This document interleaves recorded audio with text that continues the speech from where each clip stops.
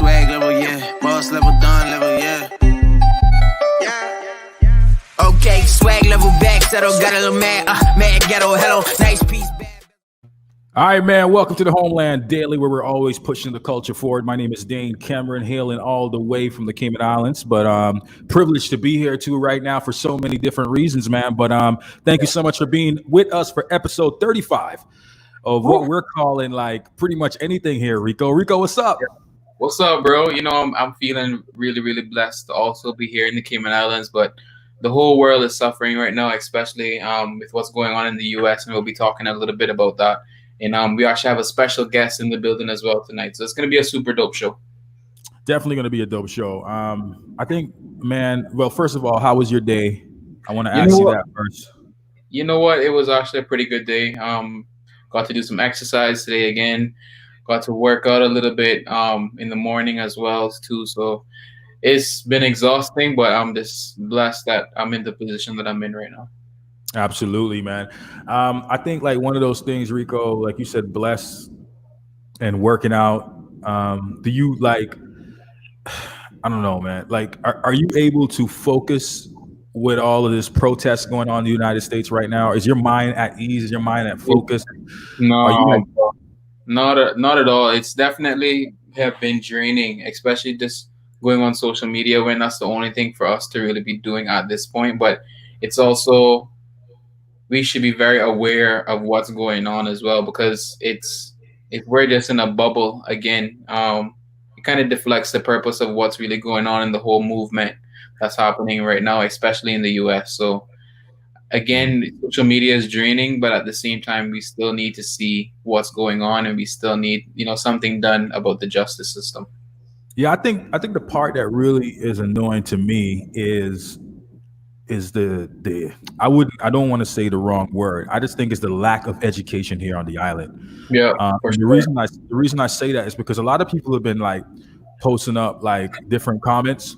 And I've even seen the ones that stated like, oh, I wish individuals would fight for our country as much as you fight for the political issues of somebody else's country. Mm-hmm. And then there was a next one that was on, I can say the name because you put it out there for us to say it, but Cayman United We Stand, I think that's what it was. And they were saying, they asked the question. So they weren't at fault here, but they asked the question, do we have racism here on the island? And I was alarmed at the amount of people that said that we did not. And to me, that was like straight up. I don't care if you offend you, bubble, man. I don't care if you are ignorant. I'm gonna say what it is. You're ignorant. Yeah, you're ignorant, and you have not found the time to educate yourself. And you call it different names does not eliminate it, does not take it away, does not make it evaporate. Like, you can call it whatever you want to call it. You can call it expat versus Caymanians. You can call it, oh, we don't get qualifications to go into certain jobs. Whatever you want to call it what you want. Mm-hmm. But you will never get away from that word racism. Yep. And like Rico said it, word is bond. You guys live in a bubble, and I might be offending people here tonight, but that's okay. That's okay. That's good. I hope I offend you. I hope I offend you to the point that you actually go on social media and do your education. Not social media. Come off of social media and do your education. All right, and see what's really going on here. Why do you think this impacts us so much? I mean, to be honest, is like it impacts the whole world, whatever is coming from America. But it's also like it's just the time. It's 2020. 2020 is about vision and clarity, and obviously we're not blindfolded anymore on the issues that's going on, and especially with social media at this day and age, where at a click of a finger you can post and everyone around the world can see exactly what is going on around you. I think it's just super helpful, and the whole bubble is just people being on the island for far too long and living in luxury, and I think it's just them not really knowing what's really taking place. If you go deep down in West Bay or deep down in Savannah or Georgetown, you'll really see exactly how people are suffering. And not everything in the Cayman Islands is, cash and gold and tax free. And this is all we do is just lounge on the beach. No, there's people that have 3 or 4 or 5 jobs just to live here in the Cayman Islands as a civilian, as a resident here. So they refer to that as a different name. I'm talking about like racism existed with really called because they what you just named, they refer to that as something else. That's Yeah. not racism to them. Separation of culture, separation period of equality, like meaning that you can't qualify for this job because where you come from, and they still take that word and turn it into something else. But there are things that has been said to local individuals here on this island, like "Yo, you so black, you're black, ching ching," Hmm. or "or your hair is nappy." Like Yep. comments like that are passed by different individuals. That's And part of racism, guys. That's yeah. part of racism, and it's a whole lot more than that. I'm actually being mild, being Hmm. very mild And when I say it's that. starting exactly from they reach like the age of schooling days is where it really starts out from, because that's when all the kids get together and then they really get to point out who's, the darkest person, who's the lightest person, who's this, who's that. But racism exists throughout this island, whether people want to admit to it or not, and the people who don't want to admit to it is obviously ignorant and just in their ignorant bubble. So stay there. That's Yeah, all I. man. And jumping into our entertainment report, which is not really too much of an entertainment report today, we kind of just want to touch on one in particular topic, and I want to bring you into this, Rico. There was a lady. We're going to refer to it as, instead of calling it entertainment report, dummy of the week. And dummy of the day. Let's call it dummy of the day because I think we're gonna buck up on a whole lot more dummies. But All this is right. dummy of the day. And by the way, my views does not reflect the views of Rico Rolando or the Homeland Daily. It is proper me. It's me making that statement. All right. So I don't want you guys going back saying that Dane and Rico said this, but there was a young lady that decided to test our culture, to push against our culture, to be ignorant, to not read up and educate herself, and make statements that were untrue, and just made her look like a total dummy. She posted her support for Donald Trump and how she respects what he's doing, especially when it comes to protesters they're doing their jobs and they're actually speaking up and doing it in a sensible way. She went against them just like Donald Trump did. And then she decided to attack our island, the same island that she came to and got married, the same island that she came from and made a profit off of her lies. And I'm going Well, to say that a profit off of your lies because you of know a course. lot of the certificates you have are not real. Yeah. And then you came here and you became very destructive. You became something that was hard to survive here. And the reason it was hard to survive here was because you weren't part of our culture. You weren't part of us. And the only way you can survive in Cayman is if you really express Cayman kind. You become Cayman kind. If you don't do those things, you will not survive. You're pretty much like a weed killing the good products around you until the flower actually outgrows you. And then you yourself will die. You will have to leave. And that's exactly what took place with her. And it was ignorance on her side because I hate when people use the words, of course, Black Lives Matter. But what about all lives? Let's say all lives. First of all, there's no but. There's absolutely no but. Like we hear the story in the biblical terms all the time in the Bible where it states that Jesus leaves the 99. Well, it leaves the one for the 99, right? Yep. And everybody asks that question, what was up with that? Of course, the other sheeps are going to look at Jesus and be like, yo, so hang on, man. What about us, the 99? I said, yeah, but you guys are not in danger. I'm going after the one because the one is in danger. And that's what we need to remember. Until that one is no longer in danger, then we can kind of reel it in and say all lives matter. But right now, yes, of course, Black lives matter. Stop saying that. Stop making that statement that Black lives does not matter. All lives matter. You sound ignorant and stupid. Look at what's going on around the world. And I'm Yep. just going to be very straightforward. So anybody that really believes that you should not be going on the streets right now, you should not be protesting on your social media, that you should not be speaking out, and you should create this capital word called "but" because you hate the terms Black Lives Matter, then you are ignorant and you're dummy of the week, dummy of the day, period. And I'm Well, just being very bold and honest with you because it's true. yeah. It's true. We saw what we saw on CNN and all television center and all YouTube channels and all World Star channels around the world, man. A black man was executed. Not an You know, Asian man, not a white man, a black it's man.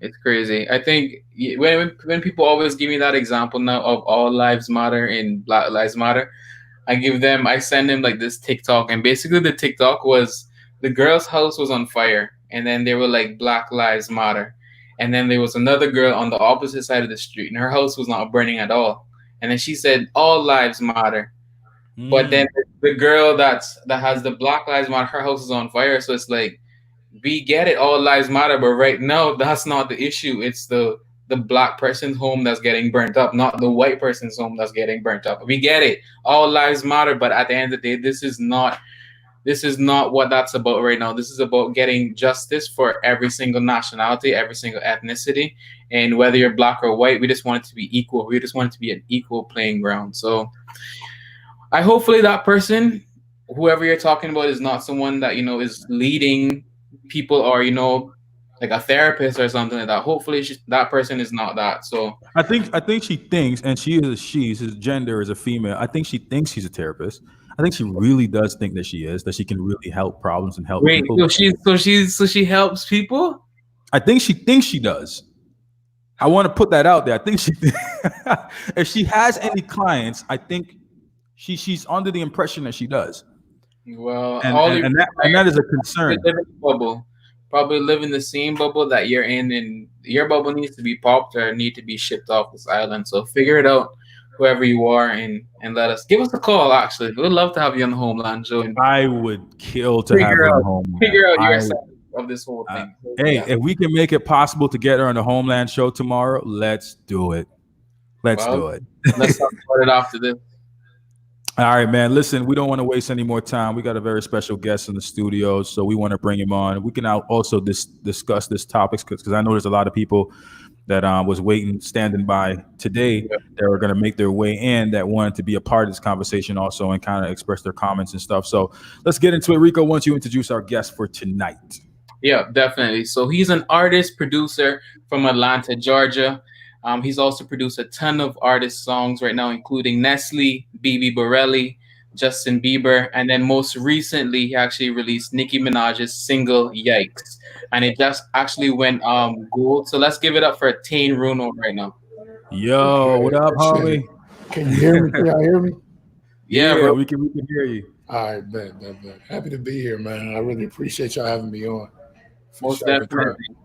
So can you tell us a little bit of who you are and stuff like that, and how is life right now for you during this historic 2020 year? Man, 2020. But I'm Tane Runo. I'm from Columbus, Ohio. Let me turn the light on. This shit dark in my phone. Yeah, man. I'm glad that he's actually in like literally the pinnacle of where everything is going on right now. So he's going to be good to talk to. Yeah. Can I'm not trying to curse now. I'm trying to speak with some proper linguistics. But I'm from Columbus, Ohio. I moved to Georgia in 2002. My parents had got laid off after September 11th, and so I lived in Kennesaw for a year. Then I moved to Stone Mountain for about, I want to say, 8 years. I lived in Glenwood or Stone Mountain, but then eventually moving to Gwinnett. I went to high school out here. I went to Shiloh High School, Arabia, Dunwoody. I've been doing music since I was 4. I was like singing in the choir. Wow. And stuff like that. And then my dad did radio. My parents wasn't really like no musicians or like nothing like super crazy creative, but they were creative. They had me. And then eventually, like I said, I kept doing music, making beats, rapping, singing. Moved to Atlanta doing the same thing, and then now I guess I'm here. I don't know if I missed some steps, but No, man, that's dope, bro. So, can you tell us a little bit on what's going on right now in Atlanta? I know Atlanta is a pretty crazy experience and what everyone is facing right now. Can you tell us a little bit about what's going on? For sure. Atlanta, I want to be wise with my words, so excuse me if I pause a lot, but there was already a lot of controversy in Atlanta because during this pandemic, they had opened up at Georgia. They were opening up a lot of stuff in Georgia, and people were, against that. But it's also like it was tough because people weren't making any money. A lot of people are losing their jobs. We're seeing unemployment numbers that we haven't seen since the Great Depression and stuff like that. So it was just really tough because we became almost like an epicenter, I want to say, for coronavirus in America. And then the protests. There's a lot of police brutality cases and circumstances, situations in every county I've been to. The way they talk to you, the way they interact with you. Even when I was a teenager, I got harassed. They'll pull like you and a friend over, have 6 cop cars come and say, "Oh, your tags are from out of state," and they'll try to give you a ticket on that. Very interesting, weird harassment tactics. But I was protesting. I want to say like 2 days ago. Um, it was very deep. Getting towards the curfew, people were converging even more. It was getting even deeper. They were really just speaking out against like being told what to do, and really just speaking out against injustices against Black people globally. This is not just a situation in America. This is a global epidemic that Black people are treated less than, and we're exploited the most. And it's all they've even gotten it down to I would like to say mental warfare, because even some people here aren't even people who are Black aren't even really aware of the circumstances that are going on and what their voice and what their actions mean. You know what I'm saying? So it's a tough uphill battle, but it's a battle I'm pretty sure that we are going to win. I'm tremendously confident. I'm not doing a whole nother civil rights move. I'm not playing on that. I think we can make all this madness really come to a halt or a minimization where there's not really too many problems that we're dealing with for real. Yep, for sure. Man, it's really a good story. What I want to ask you, man, and thank you so much for being a part of the Homeland Daily. We really love you and respect you for that, bro. Have you ever been like subject to, especially as a musician, you've been out a lot, man. You probably go around a lot of these rappers and go out a lot constantly. Have you ever been like subject to racial injustice before? Have you ever been pulled over by the cops and mistreated? When I was a child, I was about 3 or 4. I had lived in a project. Now this is not something like I just remember this vividly because it was just weird. I was laying in bed with my parents. Whatever the case may be, the cops entered the house or had a warrant them, and they had a gun pointed at all of us while we in the bed. It's not like I'm under a cover now like that. Everybody could be seen. I'm 3 years old though, so I'm not really able to encapsulate the understanding of a moment like that. But most recently, some cops, my parents had gotten, my family had a, I guess I say a war of words, but it said individuals at a basketball game, and they were trying to break up a fight, and the cops came and arrested my parents and my brothers. You know what I'm saying? In weird situations like that.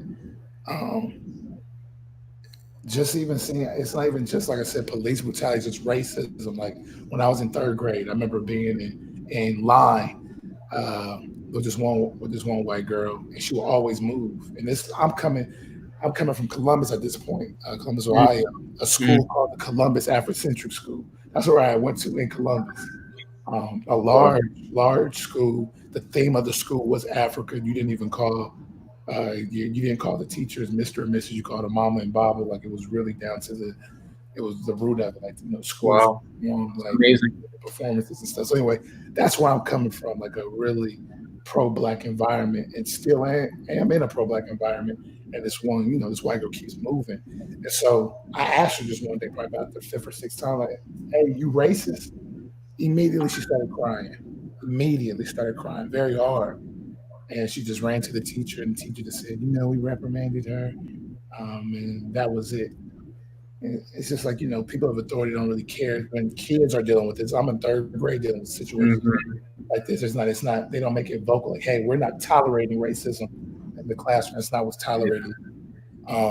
It's real systemic. Like even how Black people feel and see and treat each other. Like when I'm out in places, people like they may not even know it because it's such a minute statement. When they may be like, "Oh, he the guy we gonna keep as security, and if we got some issues, he gonna handle it," as if I'm already giving off an intimidating experience or something like that. And I didn't even say nothing, only because I'm big and dark. You dig where I'm coming from, and that even stuff like that has to really be acknowledged and then eliminated, because this is the image we're giving ourselves when we talk to each other the way we do. I'm probably going on too many like tangents, but I just really want us to get focused and in alignment, and start educating these folks who don't understand and just eliminating this racism shit. There's really no time for it. It's really no time for it at all. Yeah, most definitely. Speaking of acknowledgement, there's so many, different influencers or celebrities or rappers that are obviously speaking out about the Black Lives Movement. For sure.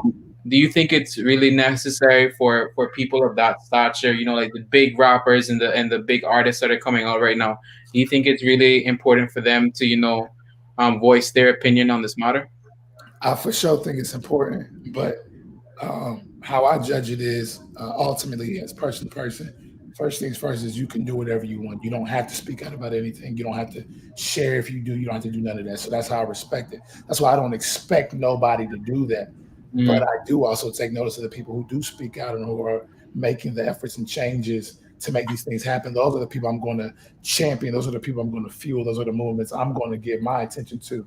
Because once you start really eliminating people who aren't really consistent on basis or really standing up or showing action in a way that will be cohesive to what we're trying to make happen, the changes we want, then you not even that's just going to be out your periphery. It's not even going to be in your vision. So I think it's very. If I'm a celebrity of a high caliber, I'm going to use my voice and I'm going to show receipts of me donating, and I'm going to show that I'm out here in the field, and I'm going to show that I'm consistently a part of really trying to make this environment change.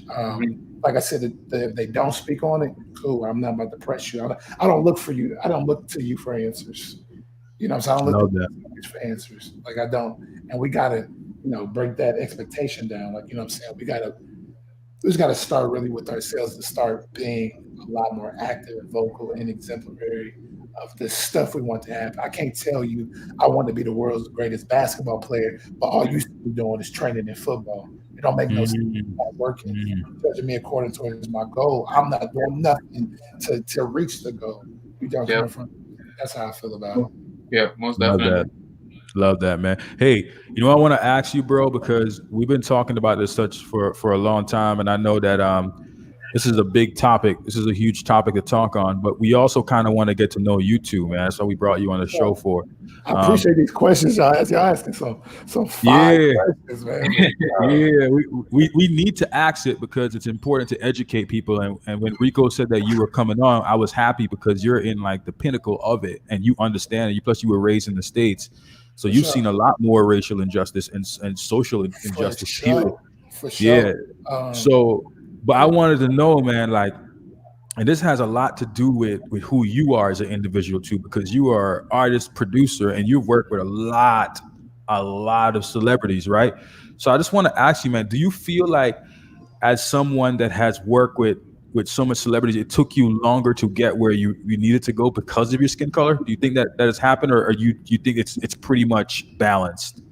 That's a good question. I mean, if we're being like really technical about it, I feel like everything is inclusive as to why I'm in my situation. Whether I was a white dude who hadn't made it in the industry or a black dude who had made it, everything's inclusive to my environment. I deal with a lot of black artists and black managers and black people in the industry. I know, like I said, our attitude towards each other probably has been tainted because of how systemics have made us think about each other, how people have treated us. But I can't necessarily like pinpoint a time where I guess anything racial really stopped stuff from really happening. I guess when it comes to like my skin color or race having to do with my upbringing, I guess will be the opportunities of being educated. I went to one thing that helped me out is the record I produced. The record I produced for Justin Bieber and Travis. And the crazy thing is the Justin Bieber record is it didn't even officially drop. His fans leaked it, which is wild. But and then Gray for Travis. I made these my senior year of high school at a career center called Grayson Tech. I made these beats in class. I was the coldest in my class and still the coldest now. Just So, but now I had made those beats in class, and just even having that environment and those tools to use to become, the creative individual I am now. I know they didn't have that in the hood where I came from, in Columbus. Like they don't even have career centers where they can. They don't have career centers where they can go and like really make beats or have a teacher who's really in depth with the music and break it down and show them as much as we had out there, here in Georgia. So like just seeing me was, even though I'm glad I was able to experience Grace and Tech, I know so many kids who were not able to do that. Like just me being even able to make a move to Atlanta to start something. I know that deals with a lot of race because, like I said, I come from the projects, but everybody's not educated the same way in the projects. Everybody's not affordable. Everybody's parents didn't have the mentality to really get out of that. Like they'll try to create a bubble for you. Like the system will really try to create a mental bubble and block and box for you not to think outside of it. And I was lucky enough that some parents who thought outside the box and was able to place me in predicaments and circumstances to better myself creatively and mentally. For sure. I hope that ain't too deep, but that's how I feel. That was perfect. No, bro, that was amazing because some people exactly like yourself, we come from the same sort of background where in Cayman it's a whole lot different. You'll have the ultra super rich, and then you'll have people that are really really poor, sure. And there's sort of like no really middle ground anymore, as we would say. But do you think that the Black community in America right now is getting a little bit closer since this whole thing that has basically spurred up with George Floyd? Do you think that the minority and the Black community have come closer since this tragedy? Again, thank y'all for these 5 questions y'all asking. Great questions, bro. For sure, I do think that we've gotten closer and people are a lot more united, and our consciousness is more in sync, or we're in the same spectrum, you know what I'm saying? Because it's different, I guess, lanes in the spectrum, but we're like in the same arena of thought. But also with that, there's heightened sensitivity, so we're tremendously quick to cancel each other. I know I see people were like Shamik Moore and Shekinah. Just a lot of controversial comments made from Black artists or Black celebrities, and people, really campaigning for them to get canceled. And I don't want us to. It's a few things I feel like how we can combat that. We do need to hold our people accountable for making statements that are out of pocket, again, not conducive to what we got going on, the mentality we need to really make things change. But also, I read something about educating each other in private and showing our actions in public, because it's a lot of things that we don't want to lose. We don't want to lose members of our own movement to us eliminating ourselves. It's like I feel like a style of implosion, in my opinion. And like I said, like we're coming closer. And so, like I said, we have to really recognize, like, man, people have very vast and specific opinions about things. Like, I might think, like, we might be all tagging Black Lives Matter, but somebody might be tagging it a completely different reason than you, and then now y'all clashing because of the intention. So, I think that the number one way, and most, I guess, cliche and general way of saying how to fix that and combat that is communication and conflict resolution. Love it. But that even would take open-mindedness and patience. I know I come from a assertive household and prideful household, and also that can affect me thinking like, why the heck you don't understand that by now? But some people didn't have the same growing up or environment I did, so of course they're not going to have that understanding. And I got patience with myself and them to be able to explain that, dialogue about it, and come to an actual solution as to what we can do and how we can think and how we can do contributive actions to this movement. For real. Love it, man. Yo, I want to ask you, because there's probably like a lot of people that are writers, producers, and artists that are listening right now of all race. And I know the hardest thing to do sometimes is to reach out to a producer and say, yo, I got a dope track. You should work with me. Yeah. How does that work with you, man? Because you must get like tons of those messages every day. I'm dope. You should work with me. Man, it's interesting because I'm still like hitting up folks, trying to tell folks I'm dope. Hit me up. And the best way to do that, I mean, the most effective way I found to do that is like send a video with it. I know if you gonna hit me, like send me there's a video so I can access right then and there, because I'm not trying to be like, oh, come let me check this kid out. I'm gonna get Yeah, that. yeah. I like the convenience of a video, Yeah. so that's what I know I personally do. Like, I think I had an artist over the internet who we got some music coming out. I don't want to say because I don't want to spoil that, but I had hit up on Twitter. Y'all can find her that way. And I posted a video like, "Yo, somebody linked me with a homie. I'm trying to get some work in with him."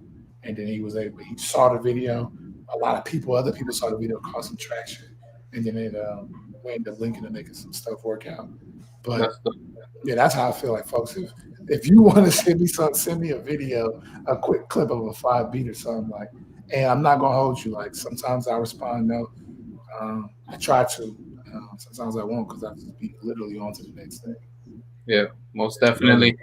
And you know, on Twitter recently we seen Virgil from Louis Vuitton. He was recently getting dragged along with B Simone. She was getting dragged as well, just for her opinions For sure. on being Christian and not really wanting to go against that. But then all of a sudden, Twitter became super, emotional for her. Where in the case that she was, as soon as they started talking like a bunch of shit, she was immediately out there, supporting and being a part of the whole movement. Do you think that Twitter is really helpful throughout, the Black community, especially with what's going on right now? Yeah, man. But man, my whole understanding on life now is like typically um, when you have such a powerful tool, it can also be weaponized. You dig? It's like having nuclear energy. You know what I'm saying? This is Mm, just a whole bunch of energy. Uh, you can manipulate it to work and power all these homes in the United States for free at a high efficiency rate, or you can use it to make a bomb and destroy a whole country. So mhm. there is is one of those, I think, things that I can make analogous to that. Because it can be a tool for information, like I just said, how I link with the artists through Twitter. Yeah, I'm super happy that worked. But also it can be a playground for folks to just really get on they bullying stuff and they cancel culture circles. Who's next type, yeah, type thing yeah, going on. We're really canceling. And like I said, it's just we losing a lot of we're losing a lot of our own people to they're not educated. Like that is the point of the movement. They're not educated. hmm That's something that a lot of people it's hard for them to recognize. Like people just have they're like, I know a few friends who grew up in different environments than me, and they literally they're very out of touch with what things are going on. But I actually was able to sit down, communicate, and talk to them. And like I said, making my favorite SAT word, make it analogous to now. And now they have a different perspective. Now their actions is different. Now they moving different, and that's just through conversation. You think I yeah, come from recognize like, hey, they don't understand like you because they didn't grow up with you. They didn't have people telling them this, or they didn't experience a circumstance like this. You did. most Love it, definitely. man. Love it. What are you working on now? What's cooking up in the studios? Like, is there anything special? Because I know you guys open up your market pretty much. So, what's next for music for you? I'm actually I'm working on a visual project myself, a 5-song EP. It's just gonna be it's me and my brother actually. Well, I call him my brother, but Anton Jawan. He's a director. I grew up with him. Okay. We're both from Columbus. Our dads are best friends, and so we just linked in. He does visuals, and he not just I mean not boxing man. He's a Renaissance man. He he's at like yeah. He just he reminds me of Virgil, but in a good way, not a wild way Virgil going, not the $50 way. But he's very resourceful. Like he makes his own clothing. He makes bags. He'll direct. He writes. Me and him have even made a beat together. Like he really talented. So that's what I'm working on. It's going to be under something we got called Pterodactyl Boys. So I'm really excited Love for it. that. My brother Wayne, Channel Wayne, Wain, working on things with him. It's so crazy because I really don't have I'm not popping like I think I think a lot of my peers say. Like I'm Yeah. still in the trenches trying to get it myself, like figuring out day to day how to go about it. Giving records to artists, making my own records, keeping them. Uh, it's a challenge, but it's been fun, and I've been just making some of the hardest music in the world. Okay. Yeah. Most definitely. And, I can definitely relate to you as well because I also like write different songs for other artists, and sometimes it's really hard to know like, could this be my number one hit or am I giving away a number one hit right now? So I know what you mean when you say middle ground, but what was it like for you when you obviously you saw Nicki Minaj post up "Yikes" and then it kind of just went viral after that? How was that whole moment for you? Because obviously Nicki Minaj is a super major artist and someone who's definitely impacted the hip hop culture. For sure. Shouts out to Nicki Minaj, man. Incredible opportunity. Um, I had found out because my brother was upstairs and we was at our old crib. He was upstairs in his room on Instagram, and then he just scrolled like he was actually making fun of how somebody was dancing in the video. And so I'm listening. I'm like, "Huh, that's my beat. That's my beat. That's my beat. That's my beat right there. That's my beat." I like I made that loop. So Get the bag. yeah, okay. Whoa, that's Nikki. So I hit up my homie who I did it with Death Beats. We actually had made the melody a Mm, minute ago, probably about like 2 or 3 years ago. We made like these sample packs that y'all can still hit us up for. It's called Goop Packs. They hard. Um, we made these sample packs, and then Pooh, who did Should, he flipped the sample. Um, I guess him and Derek did something to it, got it to Nikki, and then that's how I found out about it on IG. Um, that's lit. it's been crazy because, like I said, this is my first gold record. It's with a black woman. Clearly, women have been running the game now, and I hope this Yep. continue forever. That it'd be like this. This is amazing. Like, especially black women, for sure, running this game. This is one of the most beautiful things ever. But also, that's something I want the world to pay attention to. Like, black people at the top of the charts and leading the culture, uh, Mm-hmm. entertainment, and we're getting killed. Yep. A problem. Yeah. Rest in peace to Breonna Taylor, George Floyd, and, anybody who's died due to racism and police brutality. Like, they're killing the men, women, and children. It's not just the men. Mm-hmm. Gotta recognize that across the board. Like, I'm sorry to make it get so surreal like that, but No, that's it's real. it It's sucks, man. real. It really sucks because, like I said, we're literally the face of the culture, and we're getting killed, and we're getting treated the worst, and we're getting Yep. set up. You know what I'm saying? They're not setting us up for the good ride; they're setting us up to fail. Like, Mm-hmm. I mean, it's whack, man. But we're gonna change that for sure. Yep. Love it. I love that, man. Hey, we're coming to the part of the show where we usually give like some fine little advice. We take like at least 40 seconds to just give some advice to some people out there that are listening right now, that are going through this moment, that are tired, that are struggling, that are saying enough is enough. They probably want to go out there and protest the wrong way, or they perhaps want to go on their social media and say the wrong thing. And from your perspective, how would you handle this situation now? What is the call to action? Like, how do you hope that people will deal with the current situation, especially coming from an artist perspective? Because there's perhaps a lot of artists and creative individuals that are listening right now, and we think differently. So, how would you want someone like you to approach the situation that's taking place globally in the world right now? I know musically and creatively, we really be looking for the quickest opportunity to get on or get a bag and just get Mm-hmm. ourselves right. But now we need to add some requisites to that and be like, we're not really going to try to contribute to music or a sound that's not conducive to the black community. That's first off, in my opinion. Because, like I said, like it's what we're feeding ourselves um, can be really can be the best information all the time. It is a lot of bull. Hmm. Like I just said, I don't really like us talking about hurting each other anymore. I'm sorry. I get the clever punchlines and stuff like that, and I advocate being clever and witty. But, like, what we give our energy to as far as like literal the message behind the stuff we do. Like I said, putting requisites on. Like, I'm not going to be working with this type of artist no more, or I'm going to really put out this message or write these type of songs or not include this content in there. Um, and making, like I said, conversing about it. creating an environment where there's understanding with each other about things and how which I want to talk about and how y'all want to go about this movement. And the number one way to really do it overall for everybody is starting to boycott these major corporations. Mm-hmm.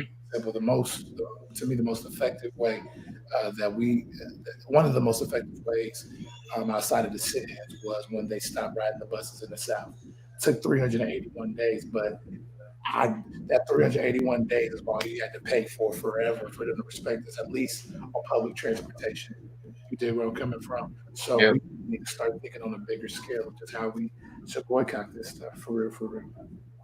Most definitely. You know what? Thank you so much, Tanruno, for coming on the show. It was definitely a pleasure having you. All the way from Atlanta, Georgia. And I'm gonna just say to all of our audience right now is it took you. You said it's 3 years to get Nicki Minaj on a beat that you didn't even know that she was gonna be on. It was just a sample at that time. So everything this takes a lot of persistence and a lot of courage and its dedication. So anyone who's ever listening out there who wants to become an artist, producer, singer, songwriter, anything that you set your mind to, you can achieve, but you just have to have the willingness and the patience and the determination to get there. Yeah, for sure. You gotta have the patience, man. Consistency. That's what it's gonna take, for sure. Yeah, most definitely. Yeah, man. And kind of like my last words before I wrap up is definitely like I think one of the things that we need to realize today, which we took the time to do, and me and Rico love asking questions. Is what we do. We have a media platform to make our voice be heard. Is there's a difference between the words I'm about to say. Like sympathy is something that you understand. Like you can sympathize with someone because you've been in that situation before. You've literally had the same scars, you bled the same way, and you've experienced the same thing. But empathy is one of those things that a lot of people are not doing correctly. They're not listening. They're not taking the time to understand where that individual is coming from, where the suffering is, and what they've been engaged for before, what their experience have been in being pulled over by a police officer. Instead, you kind of look at them like you need to suck it up or just get over it or move past it or stop being the bitter black man or the black woman with a chip on their shoulder. Right. So I urge all our listeners tonight to just take the opportunity to showcase your empathy. Like when you listen to people, listen to someone with a purpose. Like don't listen to someone to debate with them. Because I've seen that all over social media. I've seen that with media personalities. I've seen that with radio personalities. Don't listen to someone to debate with them. Instead, ask the question, how did you come to that conclusion? What makes you feel that way? What experience have you been involved with before? So that way you're learning from the person. That's one of the things I love from Tane. He kind of listened to everything that we were saying, how the questions were. That's why he took the time to say, good question, man. I'm glad I'm interviewing with you guys because I love these questions, And I know we could talk all things music tonight, but this guy actually took the opportunity to speak about what's going on globally, and that alone makes him an artist and a one that's destined for success also, because he was willing to talk about something different instead of himself. He didn't put himself on a platform; he put the world on a platform today. So thank you, Tane, man. We have so much respect for you, and we want to bring you on to kind of hear some of your music next time, man. Yeah, I could bring me on tomorrow. It don't matter. I would love to play some stuff on here, man. For sure. Definitely. Let's make it happen. Rico, any last minute things for you, man? No, I would just honestly just like to thank Tane for coming on the show tonight. And is there any info that you can give out so that anyone who's wanting to maybe get a beat from you or start to collab with you, how can they get a hold of you? DM me, you know what I'm saying, with a budget. Just don't be playing with me. I got go. It ain't, you know what I'm saying, but not it just DM me. Like I say, I answer on my DMs. I ain't a celebrity, so just hit me up, tell me a budget. I work with folks. Like I'm really just trying to get this music out here because you're gonna have the coldest producer on your track, no crap. You know what I'm saying? No games. Yeah, for sure. Thank you so much, Tane Runo. We will see you again very soon, and just keep safe up there, all right? Sure, King. Y'all be safe, brodies. Yeah, all right, man. Cool. There it is, Tane Runo, man. Rico, so you're going to be working with him soon? You know what? Everything is super low-key right now. I'm not expecting heat on the show right now. But we will definitely in the upcoming months. He's an epic producer, and we have different people in the links as well. So hopefully we get to have Tane actually come down here to the islands very soon to know us, face to face and just create the vibe that we need for the next hit. So that's it. Absolutely, man. Man, it's been a pleasure having everybody for our episode 34. Don't forget, we'll be back tomorrow for Entrepreneur Thursdays, but we are making things a little bit different because of the matters that are going on globally. So usually we pick an entrepreneur right now that supports a Black-owned business, that owns a Black-owned business, and they'll be able to talk about how they made their success, regardless of the circumstances that they have to face or fight harder. And I have a special guest for you tomorrow, man. You're not going to want to miss the show. It's going to be brilliant. And I really respect these two individuals that are coming on. They're global right now. They actually created a big storm today because they protested with a group of people and they actually like shut down the whole of Miami and the Miramar area. So I can't wait to hear about that. Plus their business that every celebrity is wearing their clothing line right now. Every Black celebrity you can think of, Common, so many different rappers, Jay-Z, Fabulous. So we're going to be talking to them about how they got into this industry and in their fate, and of course them protesting around the world. So you're not going to want to miss tomorrow's show. This is episode 34. We love and respect you. You have a good day. Yeah. Okay, swag level, yeah. Boss level, Don level, yeah. Okay, swag level back, settle, got a little mad, mad ghetto, hello.